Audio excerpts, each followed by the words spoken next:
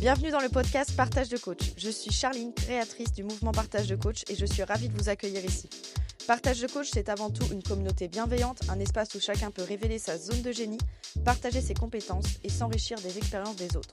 Ce mouvement est né d'une simple envie, permettre à des professionnels passionnés et talentueux de se faire connaître et d'échanger leur savoir et de créer ensemble quelque chose de plus grand. Parce qu'à plusieurs, on va plus loin. Dans ce podcast, vous découvrirez des parcours inspirants, des histoires authentiques et des échanges riches avec des coachs et des professionnels qui partagent leur expertise et leur humanité. Mon intention est de vous offrir un moment de connexion, d'inspiration et peut-être de transformation. Et si ce podcast vous donne envie d'aller encore plus loin, sachez que nous avons une communauté où nous organisons des conférences chaque lundi gratuitement. Les coachs que vous entendez ici animent également des ateliers plus approfondis sur des sujets précis pour vous permettre de grandir et d'évoluer. Si vous souhaitez rejoindre cette belle aventure, je vous mets le lien juste en bas. Alors installez-vous immédiatement et ouvrez vos esprits. Laissez-vous porter par cette belle aventure collective. Bonne écoute. Hello Laurent, comment ça va? Super Charline, merci de m'accueillir, je vais super bien, merci. Super, ravi de t'accueillir sur Partage de coach. Alors, est-ce que tu pourrais te présenter en quelques mots et ensuite tu pourras nous raconter toute ton histoire, mais en quelques mots déjà. Alors, en quelques mots, je vais apprendre à synthétiser. Moi c'est Laurent, 44 ans, psychothérapeute en analyse transgénérationnelle et en décodage biologique. J'utilise pas mal de méthodes et j'y reviendrai, donc je me présente un petit peu comme un psychothérapeute holistique. Ça fait 3 ans et je suis papa de 2 garçons, 15 et 17 ans, neuroatypique, même si c'est quelque chose qui ne nous définit pas. Bon, au final, moi-même, je suis neuroatypique comme bien d'autres. Qu'est-ce que la neuroatypie? Peut-être qu'on y reviendra. Et puis voilà, je suis actuellement sur Dijon et je vais ouvrir prochainement un cabinet sur Avignon. Voilà, c'est assez succinct. Super, trop bien. Du coup, pour qu'on puisse mieux comprendre ton histoire, si tu pouvais nous faire ton histoire depuis que tu es tout petit jusqu'à aujourd'hui, comment ça serait? Alors, je suis né un samedi 4 avril à 10 heures à la maternité de Lunéville. J'étais un beau bébé, 3,5 kg. Je suis né d'une famille où rapidement s'est posé des problématiques récurrentes liées à l'argent, avec la peur de manquer. Voilà. Et la grande ambition de mon père, enfin c'était pas une ambition en fait, c'était vraiment, je pense qu'il était très loyal à, à sa mère patrie qui était sa propre entreprise, sa mère nourricière, c'était l'entreprise qu'est la SNCF. Voilà. Et mon père, sa grande ambition, c'est que je suive et que je marche sur ses traces, j'intègre la SNCF. Moi, j'ai rapidement été un enfant un petit peu rebelle, où non, ça me correspondait pas. Je voulais être directeur artistique, travailler dans la publicité. Mon père, c'était on ne paiera pas les études. Et au final, avec ce besoin de reconnaissance que j'avais de mon père, je suis rentré à la SNCF. Qu'est-ce que j'ai regretté plus tard? Mais qu'est-ce que j'ai regretté? Punaise. Franchement, un conseil tout de suite pour les neuroatypiques, si vous vous retrouvez, oubliez ces schémas complètement où on vous empêche de sortir des cadres et d'être vous-même. Je ferme la parenthèse. Donc, forcément, je suis rentré à la SNCF où, en gros, il fallait que je fasse carrière, mais voilà, parce que c'était super sécurisant, c'était une place sûre, et puis tu te rends pas compte, etc. Et puis, quand j'ai eu 25 ans, j'ai décidé de quitter la SNCF pour un temps, prenant un congé sabbatique de 3 ans. Je me suis lancé en tant que consultant immobilier, agent immobilier, hein.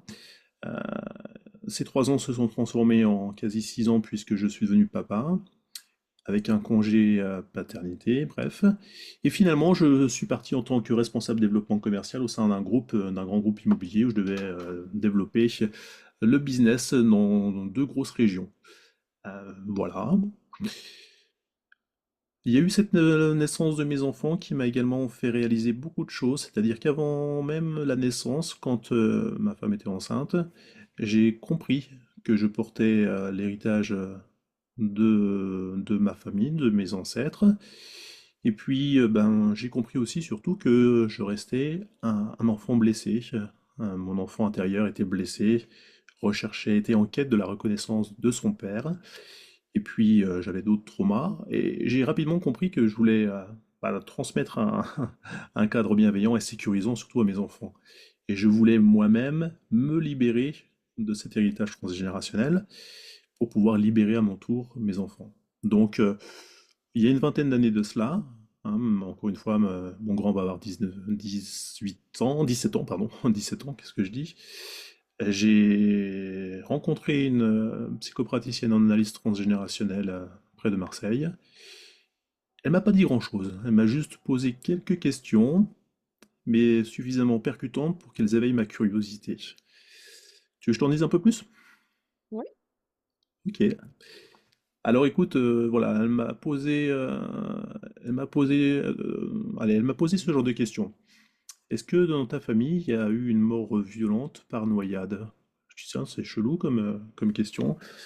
Je lui dis, bah ouais, ouais, effectivement, j'ai le frère de mon père qui est mort assassiné, noyé, on l'a noyé. Ok. Et puis à un moment, elle me pose également une autre question, elle me demande, est-ce qu'il y a un Olivier dans ta famille? Je dis, ah non, il n'y a pas d'Olivier. Par contre, c'est marrant parce que j'ai toujours voulu appeler mon fils Olivier, et c'est un prénom que j'affectionne particulièrement. J'étais fan de la série Olivier Tom, et je voulais appeler mon fils Olivier. Alors elle me demande, est-ce que du coup ton fils, puisqu'elle savait que ma femme était enceinte, est-ce que du coup vous avez choisi ce prénom? Alors je lui dis non. Au final, on a inventé un prénom, on a inventé le prénom Maloé. Et on s'est rendu compte après coup d'ailleurs qu'il existait déjà, hein, ça vient de l'île Maurice. Elle me dit, bah c'est bien, t'as refermé les portes de ton passé. Et puis j'aurais pu me contenter de cette séance, repartir chez moi, tout guéret, et c'est là que j'ai commencé à dévorer des bouquins et à me passionner pour l'analyse transgénérationnelle. Et j'ai commencé notamment à lire des passages qui concernent le langage des oiseaux et le choix des prénoms, puisqu'on choisit un prénom qui fait résonance à une mission de vie ou qui fait résonance, on va dire, à un héritage familial. Et en l'occurrence, je tombe sur ce passage qui concerne mon prénom, Laurent. Voilà. Et Laurent, c'est celui qui porte un deuil lié à une noyade. Pourquoi? Bien parce que le cerveau reptilien, lui, qu'est-ce qu'il entend? Il entend l'eau rend. C'est l'eau qui rend. Voilà, je portais le deuil, un mort par rapport à une noyade.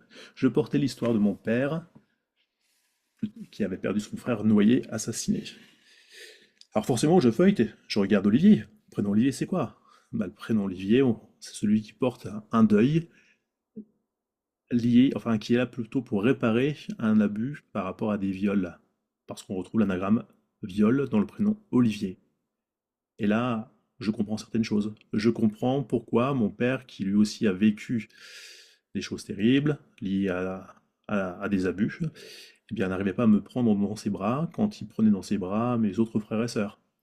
Et bien parce qu'en fait, je portais l'histoire de mon père qui avait voilà, une histoire par rapport à un des membres de sa famille où j'étais là, cette représentation, cette figure représentative.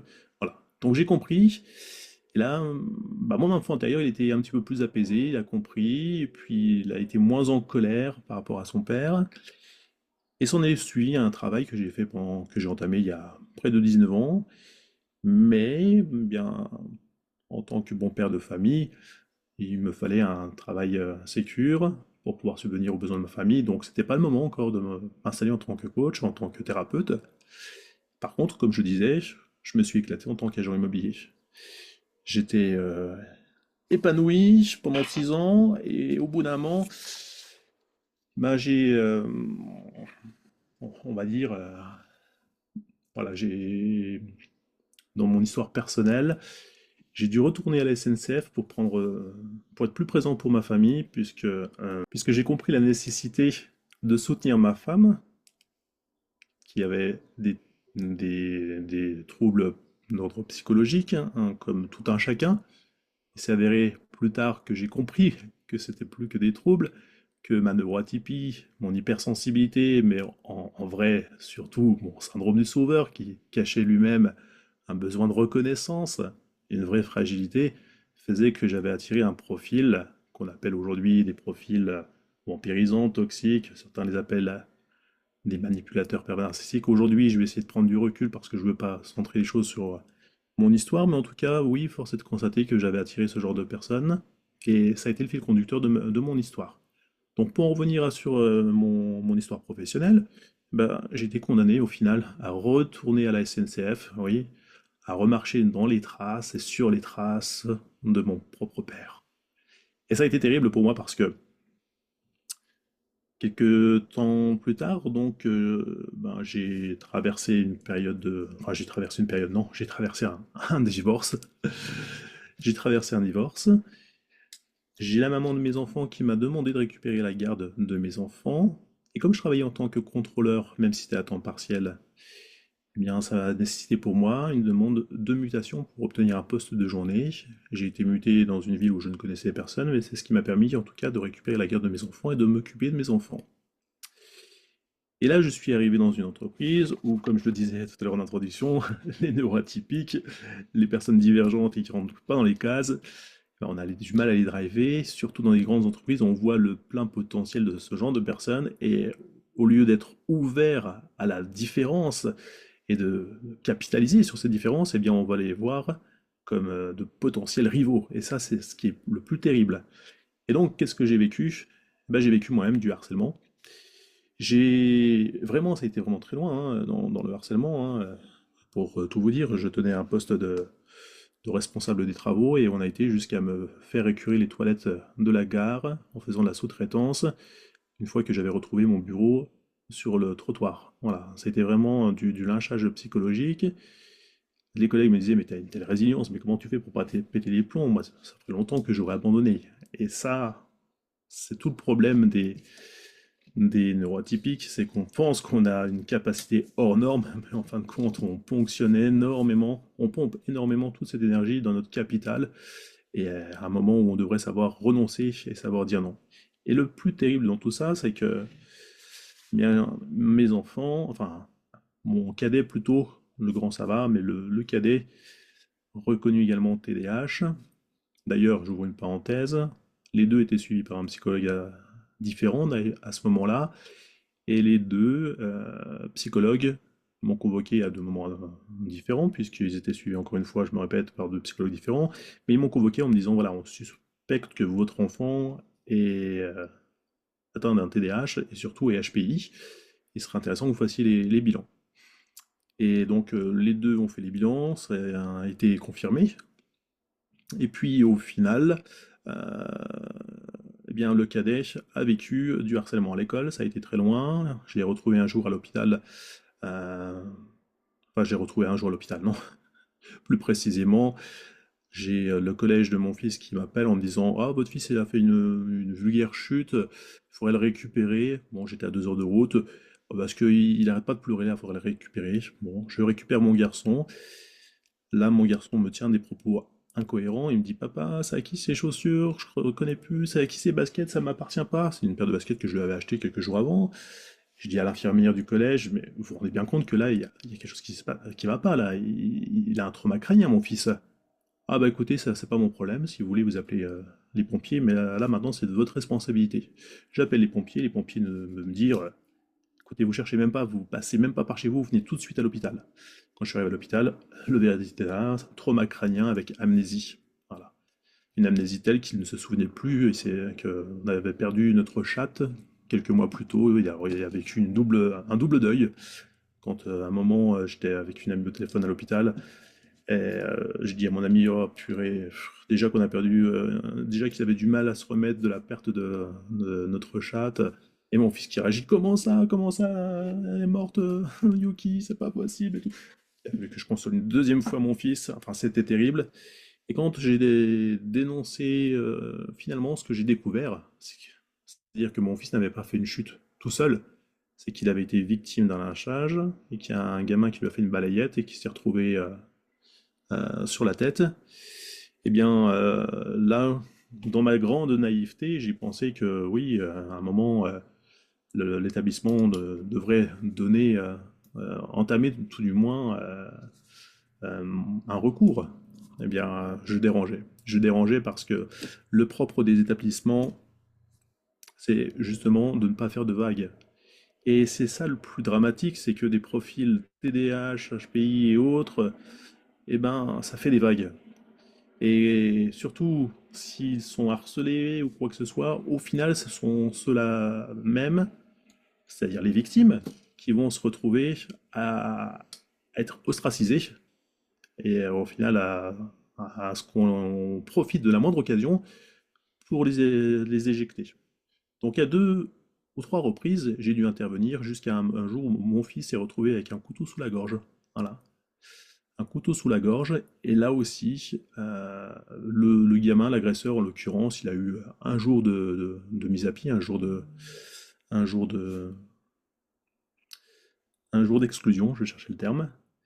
Quand quelques mois plus tard, mon garçon, lui, pour se défendre, effectivement a fait la bêtise lui aussi à son tour de venir avec une arme, enfin un couteau, hein, pas non plus un couteau suisse, hein. Il est juste venu avec ce couteau suisse. Il l'a jamais sorti, mais il s'est fait contrôler. Mais c'était voilà, c'était juste de l'intimidation. Et lui, par contre, mon fils, s'est fait exclure définitivement. Voilà, bah oui, il fallait un prétexte pour pouvoir se débarrasser, se débarrasser, le terme est peut-être un peu fort, mais en tout cas pour trouver une issue à quelqu'un qui dérange. Donc je remets les choses en perspective, moi-même je vivais du harcèlement dans ma propre entreprise, je devais soutenir et défendre mon garçon qui, comme son grand frère, était TDAH, donc trouble de déficit de l'attention et de l'hyperactivité, hein, pour ceux qui ne savent pas ce que c'est, et hypersensible, avec toute la dimension que ça comporte également, hein, donc plusieurs fois par semaine, des bilans, etc., tout en moi-même vivant des choses qui étaient très compliquées. Donc voilà, de façon très succincte, j'ai été encore une fois très naïf à croire que si je fais un focus sur moi, ma propre histoire, qui aujourd'hui et que se continue au prud'homme, de croire que les syndicats étaient là pour nous défendre. Bon, il m'a fallu quelques années pour comprendre que ce système est de la même manière que, même si individuellement il y a des gens pleins de bonne volonté, ça reste un système qui n'est pas fait pour défendre la veuve et l'orphelin, si je puis me permettre. Voilà. 2022, il s'est passé quelque chose. C'est que les enfants, la maman a voulu récupérer la garde des garçons. Et, euh, et puis, suite à un long combat juridique, eh bien, les enfants sont retournés vivre chez leur maman, alors que jusque-là, il y avait une bonne stabilité.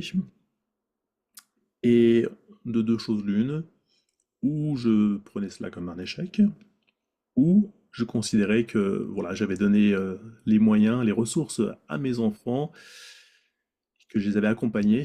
Voilà. Et d'ailleurs, j'allais faire une petite parenthèse, donner des ressources à ces enfants qui sont hypersensibles, qui peuvent potentiellement être sous emprise d'un parent toxique. Quand on est soi-même l'autre parent, c'est un jeu d'équilibriste. Réussir à garder une posture euh, parentale sans positionner son enfant dans la parentalité, euh, sans être dans la critique de l'autre parent, mais en même temps en comprenant les enjeux qu'il peut y avoir, des enjeux de manipulation par exemple, des enjeux de chantage affectif, pour préserver l'intégrité de ses enfants. C'est vraiment un jeu d'équilibriste, et pour ça, il faut quand même une certaine dose d'intelligence émotionnelle, et puis ne pas faire un transfert sur sa propre histoire. Voilà. Donc 2022, mes enfants retournent vivre chez leur maman et là je décide de me former enfin, de pouvoir vivre de ma passion et je me forme au transgénérationnel, décodage biologique, à l'EMDR, au tapping et à d'autres méthodes holistiques. Notamment, je me forme en Espagne. Je décide, comme je suis très branché à la loi de l'attraction, j'ai décidé de faire de mon credo de ne pas communiquer, donc pas de site internet, je ne communique pas et je laisse les choses venir et je laisse la loi de l'attraction, c'est-à-dire le fait que les gens viennent à moi simplement par cette fréquence vibratoire qu'on émet, par ce qu'on pourrait considérer des concours de circonstances, du hasard qui n'en est pas en fait, hein, qui fait qu'on est simplement au bon moment, sur le bon chemin, des chemins qui se rencontrent et qui se croisent tout simplement. Et puis voilà, jusque-là je m'éclate, je m'épanouis. Je suis parti à plusieurs reprises en Amérique latine. Euh, en décembre, non, pardon, en septembre de l'année dernière, je suis parti 4 mois en Colombie. J'ai accompagné des consultants, des clients en Colombie. Voilà, je me suis régalé. Et là aujourd'hui où j'en suis, eh bien j'en suis que je suis à Dijon et j'ouvre prochainement mon cabinet sur Avignon. Voilà, j'ai fait un peu le tour. Super, bah déjà, merci de nous avoir partagé tout ça. Moi, j'aurais plusieurs questions sur plein de choses. Je vais essayer de revenir sur tout ce que tu as pu partager. Moi, j'aimerais savoir, et je pense que ça peut intéresser des personnes, tu as parlé justement de ce problème d'argent, de cette peur de manquer. Comment est-ce que tu as pu justement travailler sur cette peur de manquer?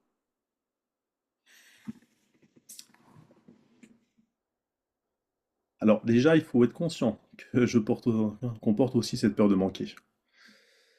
J'en étais pas conscient. Très honnêtement, j'en étais d'autant pas conscient, comme je l'ai dit, c'est que j'étais quelqu'un de commercial et j'arrive toujours à retomber sur mes pattes.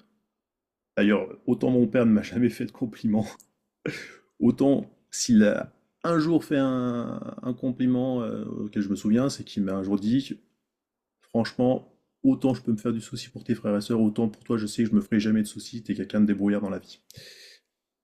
Donc oui, cette peur de manquer, j'avais l'impression de ne pas, de ne pas être confronté à cette peur de manquer.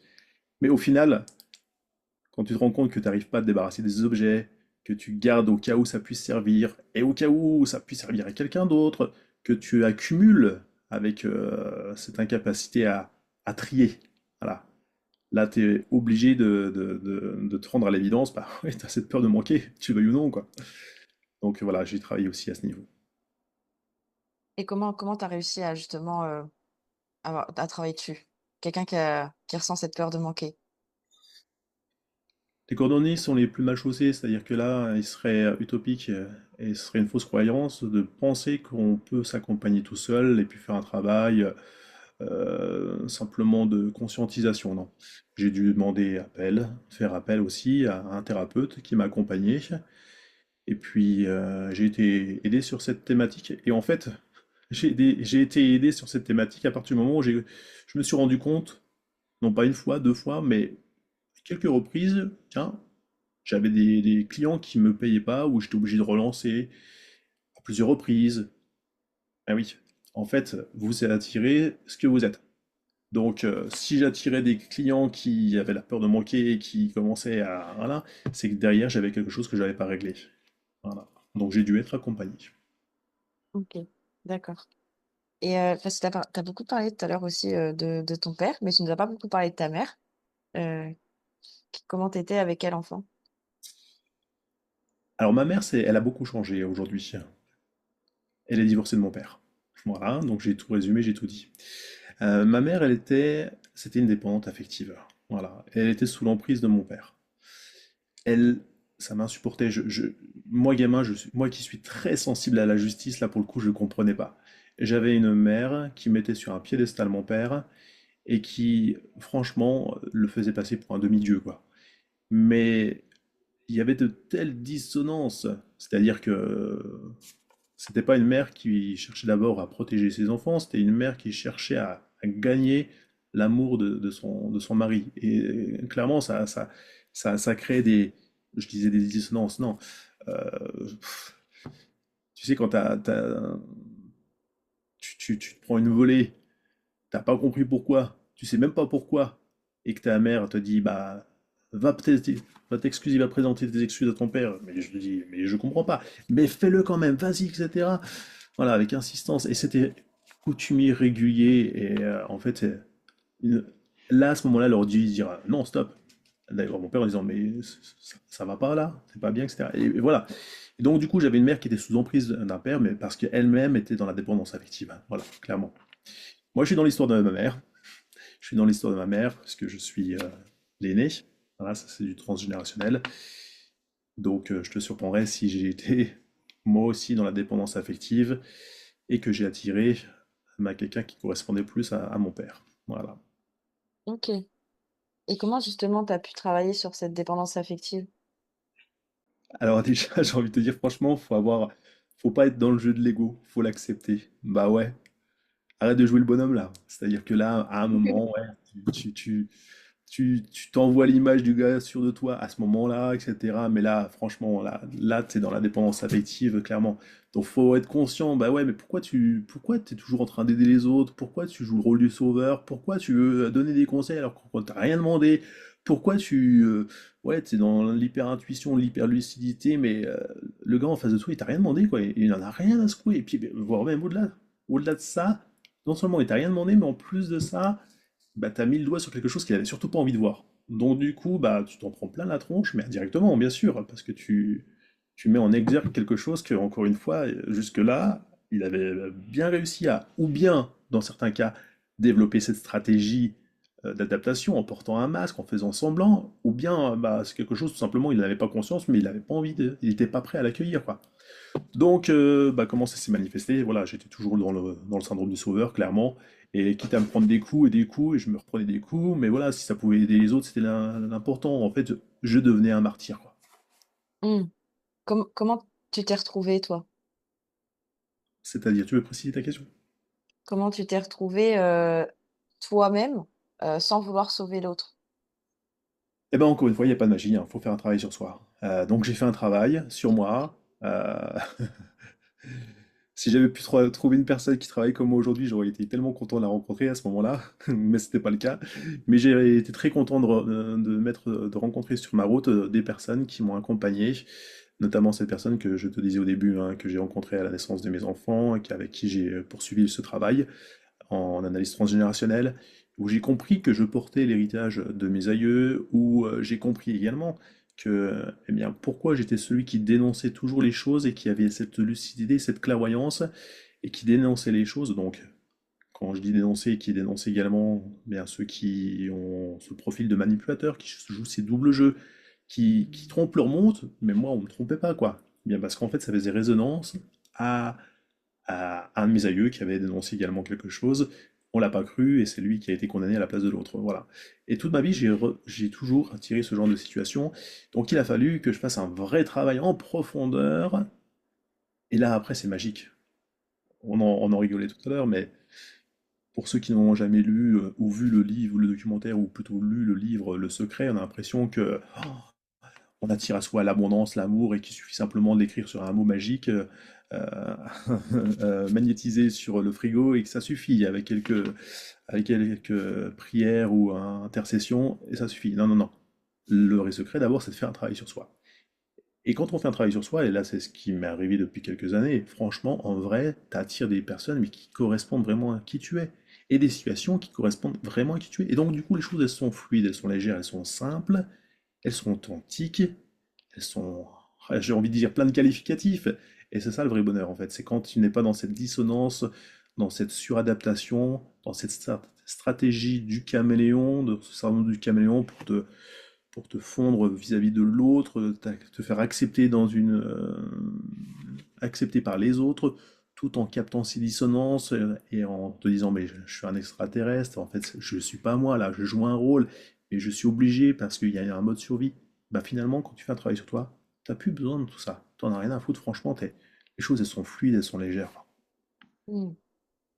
Et comment est-ce que tu as pu trouver la force justement de se lancer dans ce genre de travaux? Parce qu'il y a beaucoup de personnes, bah, qui le font pas, hein, visiblement. Enfin, en tout cas, je constate qu'il y en a plein qui font pas de travail sur soi.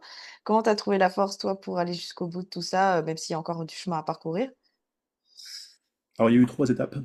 La première, ça a été encore une fois la naissance de mes enfants. Donc à partir du moment où tu comprends que, ouais, j'ai des chocs traumatiques, j'ai des traumas, mais en fait, celui qui paye l'addition, c'est pas tant moi. Tu sais, au niveau de l'épigénétique, on s'est rendu compte, il y a des travaux qui ont été réalisés par, j'ai oublié son nom, euh, les victimes de la Shoah. Eh bien, ce sont les descendants qui portent un marqueur au niveau épigénétique, sur leur ADN. Les victimes de la Shoah, effectivement, il y a ce trauma, mais ce sont carrément leurs descendants, donc euh, qui portent ce marqueur au niveau de l'ADN. Par exemple, si toi, c'est ta grand-mère qui a vécu, je vais dire n'importe quoi, un viol, quelque chose de terrible, elle a dû être peut-être accompagnée, encore qu'à l'époque ça se faisait pas, hein, euh, mais elle aurait dû être accompagnée par rapport à ce trauma.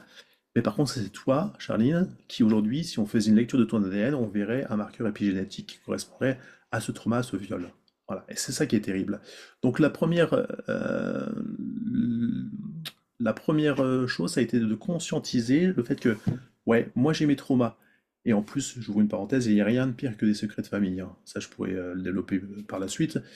Mais en fait, j'ai beau ne pas le dire à mes enfants, eux, ils vont le porter. Ils vont le transmettre à leurs descendants et ainsi de suite. Pour ceux qui, il y a qui peut-être seront croyants ou qui se réfèrent à la Bible, par exemple, il y a un passage dans la Bible que j'aime qui fait référence à ça. C'est le passage d'Ézéchiel qui dit ce sont les pères qui ont mangé le raisin aigre, mais ce sont les fils pardon, qui ont eu les dents agacées. Autrement dit, ce sont les pères qui mangent des choses qui sont acides, mais qui est-ce qui a les dents qui sont attaquées? C'est pas les pères, ce sont les fils. Voilà. Donc ça a été la première chose. La première étape, c'est de comprendre, bah ouais, si tu fais pas un travail sur toi, de toute façon, c'est tes enfants qui vont porter et qui vont payer la note, qui vont eux-mêmes transmettre à leurs enfants. Et c'est pour ça qu'aujourd'hui, on arrive à des sociétés, j'allais dire, franchement, des fois, à moitié dégénérées, quoi. Si à un moment, chacun ne prenait pas ses responsabilités en disant, stop, je mets un cadre et je fais d'abord un travail sur moi, parce qu'il va y avoir des réels bénéfices sur mes enfants, et ben la société se porterait déjà beaucoup mieux. Ensuite, la deuxième étape, ça a été bah, le deuil que j'ai fait, le deuil de mon premier mariage, où je me suis dit, mais pourquoi j'ai attiré une femme comme ça? Et en fait, je me suis rendu compte que bien, c'était une chimère.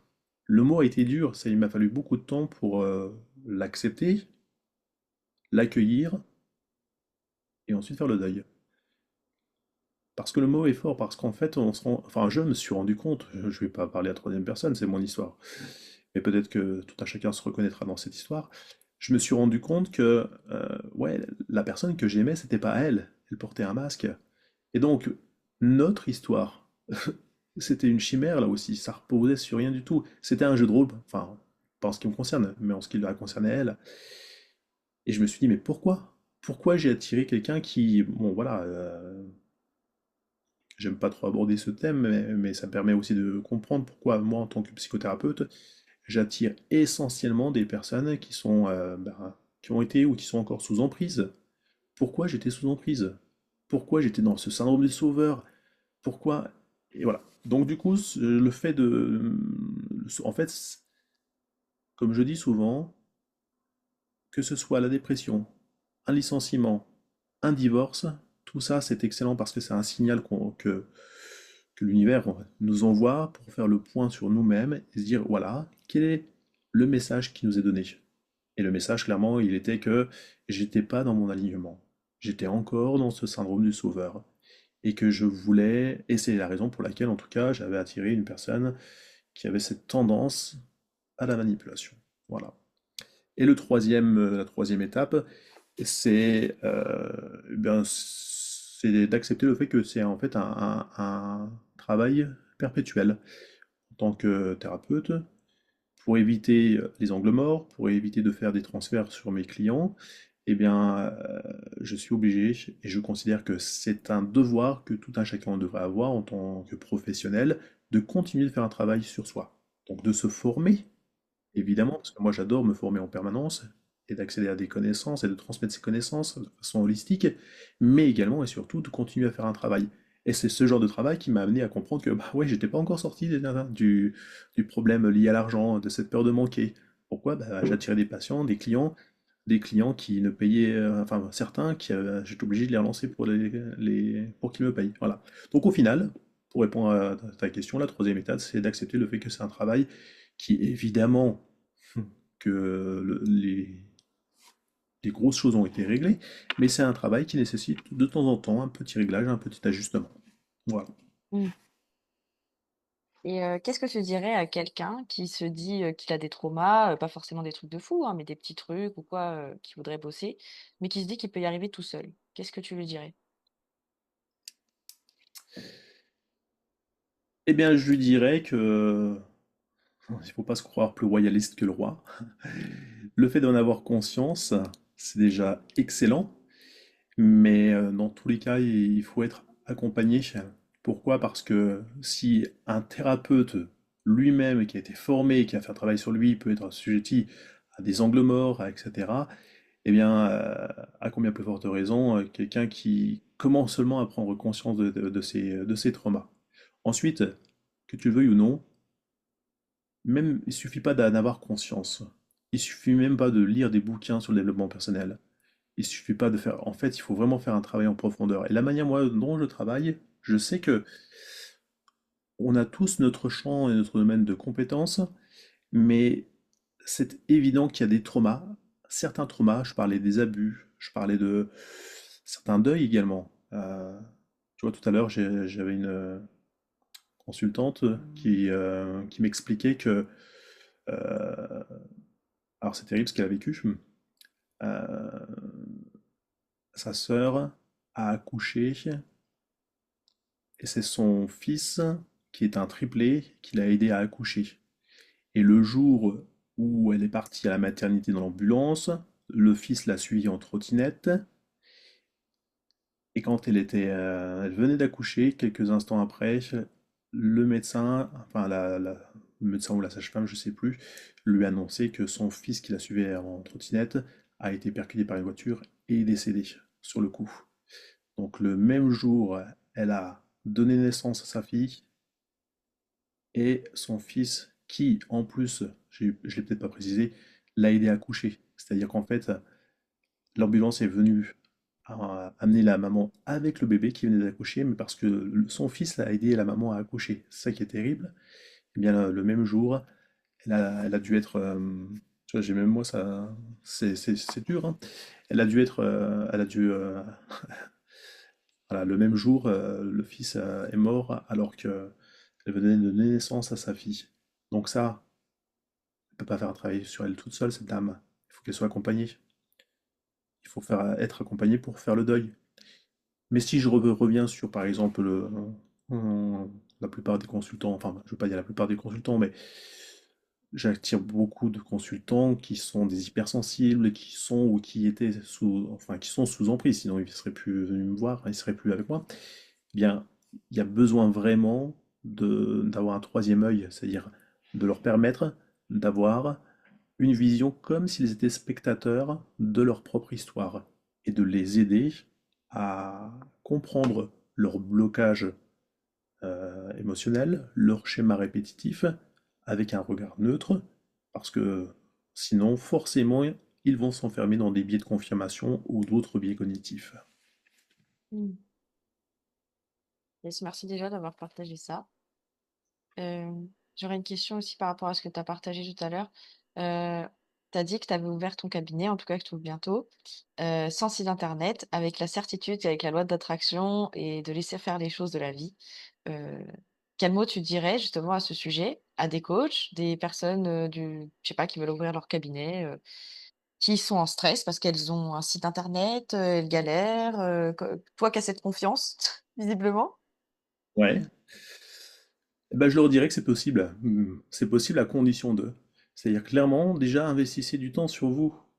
Capitalisez. Tu sais, moi, franchement, ce qui me choque, c'est de voir que beaucoup sont capables de capitaliser, d'investir sur des formations, comment on dit, voilà, des accompagnements marketing, business consultant. Ils vont faire appel à un business consultant pour être référencé sur Internet, etc. Bon, ouais, ça coûte du pognon, tout ça, c'est bien.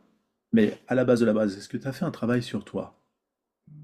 Et finalement, je suis surpris de me rendre compte que beaucoup de coachs, même thérapeutes, n'ont même pas fait un travail sur eux. Alors comment déjà tu peux être légitime si tu es thérapeute, si tu n'as pas fait un travail sur toi? Voilà, je ferme la parenthèse. Et en plus de ça, euh, si tu fais un réel travail sur toi, bah les choses, je l'ai dit encore tout à l'heure, elles deviennent fluides. Alors, évidemment, à un moment, si je cherche à atteindre des sommets, c'est-à-dire que j'atteins mon plafond de verre et que j'ai envie de le percer, bah, peut-être que moi, perso, même moi, hein, je vais devoir mettre en place une stratégie commerciale, de communication, et puis là, je vais déployer d'autres moyens. D'ailleurs, je vais peut-être me poser la question, hein. Là, aujourd'hui, je vais commencer à mettre en place des partenariats, etc. Je vais mettre en place enfin, j'ai commencé à mettre en place des séminaires, des conférences, etc. Mais avant tout parce que je suis passionné, pas parce que j'ai ce besoin absolument d'atteindre des sommets. Donc, encore une fois, euh, ce que je dirais, c'est, voilà, investissez sur vous, d'abord et avant tout sur vous. Donc sortez de vos schémas répétitifs, de vos blocages. Voyez, essayez de comprendre. Qu'est-ce qui fait? Pourquoi ça décolle pas? Bah, peut-être que vous aurez besoin tout simplement d'être accompagné. Ensuite, ce que je leur dirais, c'est soyez clair avec vous. Soyez cohérent également avec vous. Est-ce que votre mission de vie, votre projet sens, elle est claire, elle est bien définie? Si elle n'est pas clairement définie, eh ben forcément, ça, le message que vous envoyez, c'est ben, je ne suis pas au clair avec moi, je ne suis pas dans mon alignement. Donc il ne faut pas s'attendre à ce que les choses elles deviennent fluides et légères et et que vous attiriez, pour reprendre cette expression, et que vous attiriez à vous l'abondance. Voilà.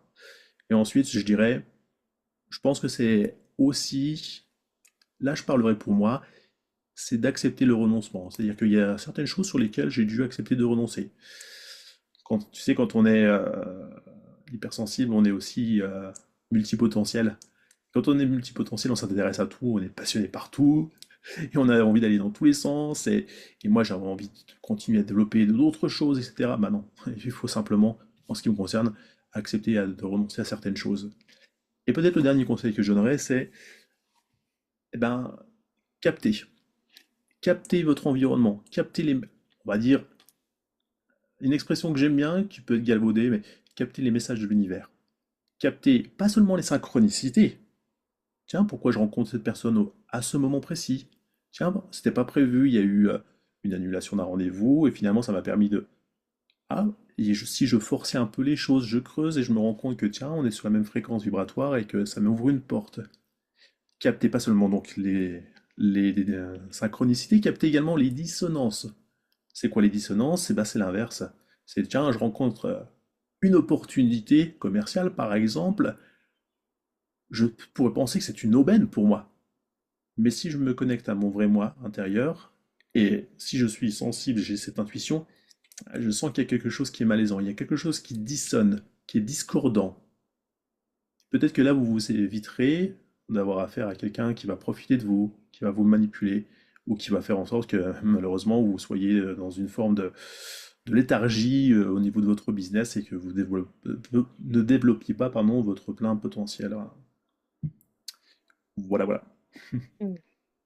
Là, j'ai passé à d'autres questions, plus en lien avec ce qui te motive, toi, dans ta vision et dans l'impact que tu veux avoir. Qu'est-ce qui te motive, toi, profondément dans ce que tu fais? C'est pas rien que de poser la question, ça m'anime. Remettre l'humain au centre de tout ça.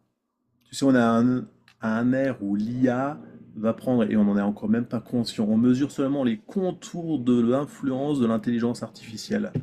Mais tout ça, pour l'instant, ça reste artificiel. Le problème, c'est qu'on est en train de donner un plein pouvoir à quelque chose qui est artificiel. Ouais. Moi, ce qui me motive, c'est de montrer que tout un chacun, on a des ressources qui sont incroyables. On a un cerveau qui est illimité et on utilise 1% de notre cerveau. Franchement. Alors qu'est-ce qu'on fait des 99 autres pourcents? On les confie à une intelligence artificielle? On se les réapproprie. Ça ne veut pas dire non plus qu'on va tous devenir des Einstein. Ça veut simplement dire qu'on a tous des capacités pour bien développer notre intuition, par exemple, ou pour s'ouvrir le champ des possibles. Donc, ouais, ce qui me motive, c'est d'aider tout le monde à devenir souverain de soi-même et à développer son plein potentiel de façon exponentielle et à libérer même son potentiel parce que, encore une fois, mon garçon qui a vécu du harcèlement, on est dans un système, surtout en France, où on cloisonne les gens. Mais bon sang, mais laissez votre créativité s'exprimer. T'as, t'as un potentiel pour faire maths sup, mais toi tu t'éclates dans l'art. Mais va dans l'art. Mais te bride pas. Donc voilà, ce que j'ai envie de dire à tout le monde, c'est voilà, soyez vous-même, soyez heureux. Où est-ce que tu te vois, toi, dans 5 à 10 ans? Alors, où je me vois peut-être plus forcément en France. Je suis vachement attiré par les îles, par l'Amérique latine. Mais par contre, si tu me demandes où je me vois professionnellement, je me verrais, euh, je me verrais au centre d'une nouvelle école. euh, Et puis, ah, pardon, excuse-moi, j'étais en train de penser à plein de choses. Là, je suis parti dans des hautes sphères, là, excuse-moi. Je redescends. Je me verrais oui, dans une école en train de former les thérapeutes de demain, les coachs de demain, voilà. Et puis, organiser des séminaires aussi à destination des entrepreneurs, voilà. Mm. J'étais parti dans les hautes sphères, je te le partage quand même. Tout gamin, en fait, quand j'ai eu, enfin tout gamin, quand j'ai eu 20 ans, j'ai voulu faire du cinéma. J'ai, j'ai, j'ai entrouvert une porte du showbiz, je l'ai vite refermée hein, quand j'ai compris que ça correspondait pas du tout à mon système de valeurs. Mais ouais, franchement, je fais, à côté de ça, je fais du théâtre, beaucoup de théâtre d'improvisation. D'ailleurs, j'aimerais bien remonter une troupe de théâtre. Mais ouais, j'aurais, dans un monde utopique, j'aurais aimé également utiliser ces supports, ces canaux que sont les arts au sens large, notamment l'art cinématographique, le théâtre, pour pouvoir transcender des messages et pour pouvoir laisser une empreinte dans ce monde. Mm. Et si tu pouvais donner un seul conseil à une personne qui nous écoute et qui vit une période difficile, ça serait quel conseil que tu lui donnerais? Je lui donnerai le conseil, marque un instant, profondément, respire profondément. Recentre-toi et ressens profondément le message que tu captes à l'intérieur de toi. Et je lui poserai la question, est-ce que tu sens que tu es là à écouter ce podcast? C'est simplement fortuit, le fruit du hasard, ou que non, ce podcast il tombe au bon moment et que c'est le moment pour toi de la vraie transformation intérieure. Je lui dirai ça. Pose-toi honnêtement cette question. Top. Euh, Est-ce que tu aurais des ressources, alors type livres, méthodes, des pratiques que tu fais, qui ont un impact sur toi et que tu pourrais recommander? Alors un livre que je recommande souvent à mes consultants, moi ça a été d'ailleurs un des livres qui pour moi m'a vraiment permis de comprendre beaucoup de choses. Je le recommande, pour moi c'est une pépite. C'est le livre qui s'appelle Le bonheur d'être soi de Moussa Nabati. Hmm. Ça parle de quoi? Sans dire la fin. Bah, le problème, c'est que c'est c'est un livre de développement personnel, hein. On va notamment aborder la DIP, la dépression infantile précoce. Pourquoi l'adulte que je suis ce que je suis. Bah, peut-être que j'ai vécu des choses dans mon enfance. Voilà. Et ça va vous parler. J'en dis pas plus. Voilà. Si le Hmm. titre, simplement Le bonheur d'être soi, résonne en vous, faut que vous le lisiez. Tu m'as demandé un livre, tu m'as demandé aussi quoi d'autre? Excuse-moi. Si tu as une méthode ou une pratique qui t'a beaucoup apporté. Alors une méthode, une pratique, le fait d'être accompagné moi-même, hein, et puis aussi le fait, encore une fois, je vais me répéter, mais de renoncer. C'est-à-dire que, ouais, je suis dans des relations toxiques qui m'apportent rien, mais à un moment, arrête d'être loyal. En fait, d'ailleurs, qu'est-ce que la loyauté? C'est un mot qu'il faudrait apprendre à redéfinir. Qu'est-ce que la fidélité? Et moi, je me suis rendu compte que j'étais loyal à une histoire et pas à des gens qui méritaient ma loyauté, qui méritaient mon amour, qui méritaient mon... Voilà. Donc, du coup, voilà, le tips que je dirais, c'est, voilà, encore une fois, sois dans ton alignement et apprends à renoncer à certaines relations qui sont toxiques, qui t'apportent rien, ou certaines choses dans ta vie. Ben, ça peut être un travail où tu te sens plus dans ton alignement dans ton travail. Bah, sors-en. Ça t'apporte rien. Si, soit c'est, en fait, la vie est tellement courte, profite de l'instant présent. Capte-le. Et puis, encore une fois, ressens si tu es en dissonance ou si tu es dans ton alignement. Et cherche, et fais tout pour être dans ton alignement. Hmm. Je vais faire la petite voix du diable un peu, en mode une personne qui te répond oui, non, mais c'est pas si simple, il faut gagner de l'argent, et puis ça va être compliqué, nanani, nanana. Tu réponds quoi à ça? Eh ben, je te dirais, bon, déjà, j'aurais facile de te répondre, c'est une fausse croyance, mais c'est une fausse croyance, évidemment. Et je te dirais, si tu raisonnes comme ça, et si ça t'empêche, c'est qu'il y a quelque chose qui bloque. Donc va chercher qu'est-ce qui bloque. Donc, fais le travail que j'ai fait en fait. Quel est ton ancêtre qui, à un moment, par peur de manquer, avait tellement vécu de choses. Bon, ça c'est, excuse-moi, le psychopraticien en analyse transg qui parle, mais quel est l'ancêtre qui a tellement manqué qu'il a transmis cette peur de manquer à sa descendance? Si tu pouvais revenir en arrière, y a-t-il quelque chose que tu ferais différemment? Il n'y a pas une chose, il y a plein de choses que je ferais différemment. Il y a plein de choses que je ferais différemment. Ah, qu'est-ce que je ferais différemment? Allez, j'ai envie d'aborder la question sur trois thématiques. Sur la thématique de ma vie amoureuse, déjà, j'aurais commencé un travail depuis bien longtemps, bien avant de rencontrer ce divorce. J'aurais fait un travail bien avant. Ensuite, sur le plan professionnel, je crois que excuse-moi l'expression, on a le droit de dire des gros mots ici. Je crois dire des gros mots ici, oui.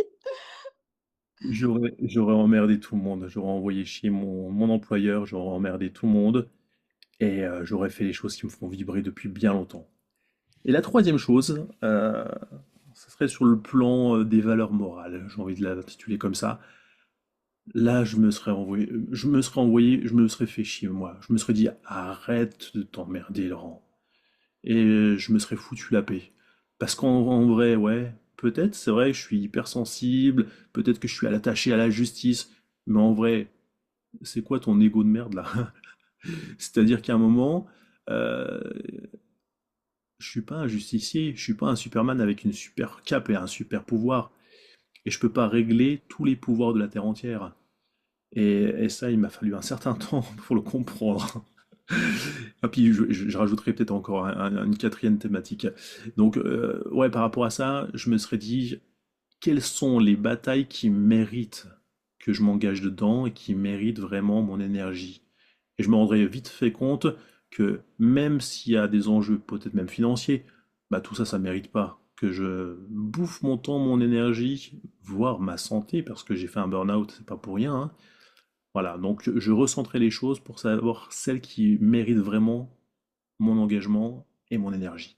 Et donc le dernier point, je te parlerai de ma naïveté. Voilà. Je te dirais, apprends à comprendre, accepte plutôt. Accepte que le monde ne tourne pas et ne voit pas les choses comme tu les vois. Accepte avec respect et bienveillance que les autres ne sont pas forcément comme toi. Mais dans le même temps, arrête d'être naïf. Arrête d'être naïf en pensant que tout le monde il est beau, tout le monde il est gentil, tout le monde il est plein de justice et de ferveur et de bienveillance. Non, ne sois pas dupe.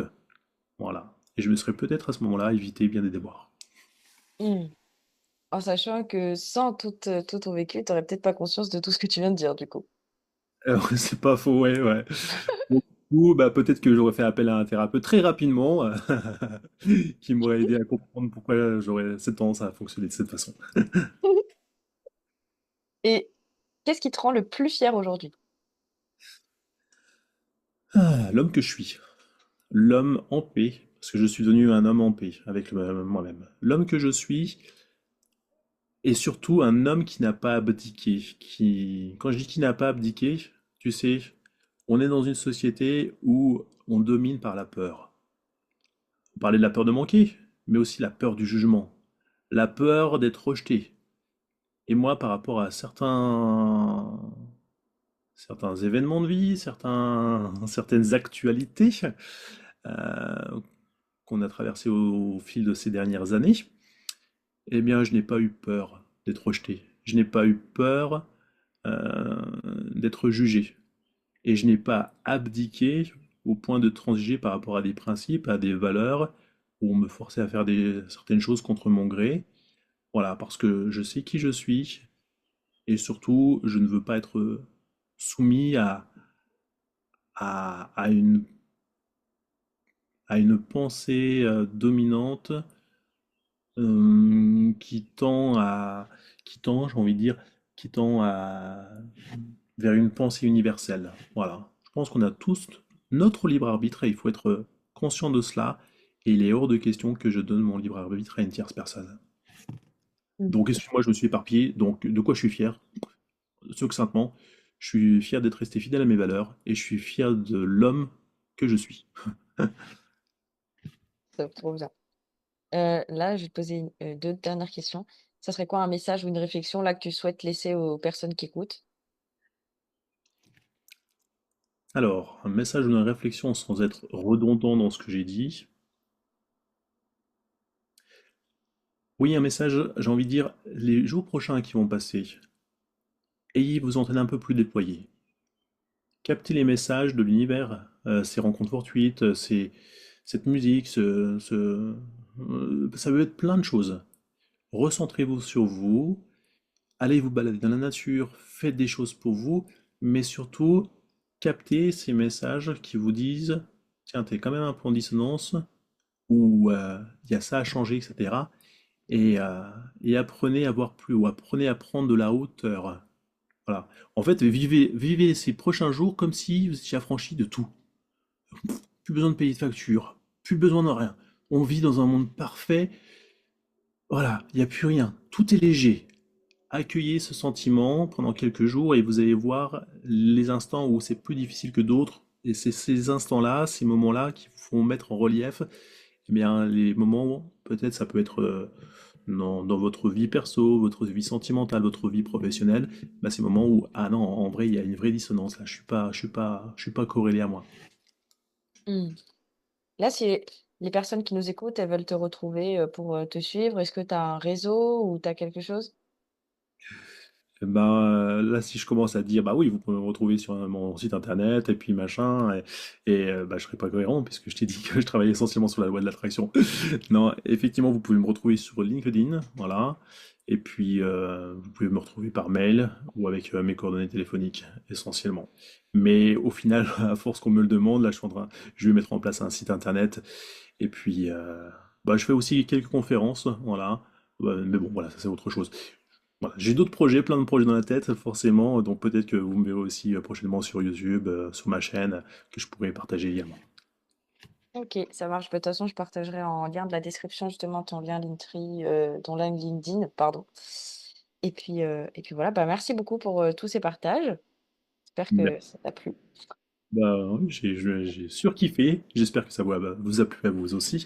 En tout cas, vraiment, merci pour ce moment authentique et de partage. Merci à toi, à bientôt. À bientôt. Et voilà, c'est déjà la fin de cet épisode. J'espère que cette conversation avec notre intervenante a inspiré, donné des clés ou même peut-être une petite étincelle pour avancer vers tes propres objectifs. Chez Partage de Coach, on croit profondément au pouvoir de la communauté et de l'entraide pour aller encore plus loin ensemble. Donc, si cet épisode t'a plu, sache que ce n'est qu'un aperçu. En rejoignant notre communauté, vous pourrez participer à des ateliers exclusifs et interactifs chaque semaine, animés par des professionnels incroyables du développement personnel, du business. Ces ateliers vont plus en profondeur pour t'aider à transformer tes ambitions en réalité. Alors, si tu veux continuer l'aventure avec nous, je t'invite à cliquer sur le lien dans la description pour nous rejoindre. Partage cette opportunité autour de toi, parce qu'ensemble, on peut accomplir de grandes choses. Merci d'avoir été avec nous aujourd'hui et surtout n'oublie pas, tu as en toi ce qu'il te faut pour briller. On se retrouve très bientôt pour un nouvel épisode et d'ici là, prends soin de toi et continue d'évoluer. À très vite.